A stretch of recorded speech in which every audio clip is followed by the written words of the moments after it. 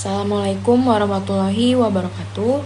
My name is Ainur Halifah. I'm from R2B, and in this video I want to explain about what intonation is, types of intonation, and the function of intonation.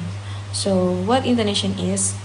If we are talking about the definition of intonation in English, what we are talking about really is pitch and the use of rhythm in speech. And the pitch and the rhythm start to add feeling and intention because the meaning is really revealed in the language that we are using and the construction of our sentences. But the way we feel about what we are saying is indicated through the use of pitch and the use of rhythm.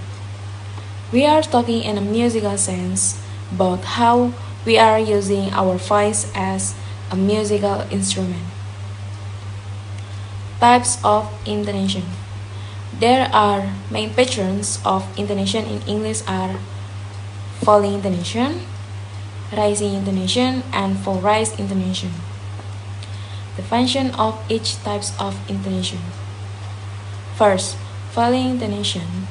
Falling intonation describes how the voice falls on the final stress syllable of a phrase or a group of words. A falling intonation is very common in WH question. This is example of falling intonation in WH question.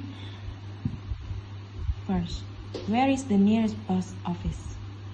The word post is falling intonation. Second, what time does the film finish? The word of finish is falling intonation. We also use falling intonation when we say something definite or when we want to be very clear about something. Example, I think we are completely lost. I think we are completely lost. Second, here is the magazine you want. And falling intonation is commands is another situation. So I would say, put that down. Go over there.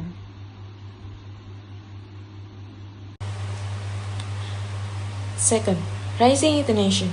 Rising intonation describes how the voice rises at the end of a sentence. Rising intonation is common in yes or no questions. And this is example of rising intonation in yes or no questions. I hear the health center is expanding. So, is that a new doctor? The word of doctor in doc is rise intonation or rising intonation. Are you thirsty? Another instance in which we would use this upward or rising inflection would be on this. So if I'm saying I'd like some eggs, some milk, some cheese, and some bread. Third, full rise intonation describes how the voice falls and then rises. We use all rise intonation at the end of statements when we want to say that we are not sure or when we may have more to add.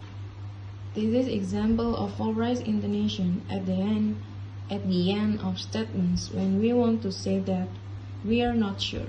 Example, I don't support any football team at the moment. The word of down is for intonation, and then in word of mom is full rise intonation. It's rain every day in the first week. We use full rise intonation with questions, especially when we request information or invite somebody to do or to have something. The intention pattern makes the questions sound more polite. Example, is this your camera? I think that's from me. Wassalamualaikum warahmatullahi wabarakatuh.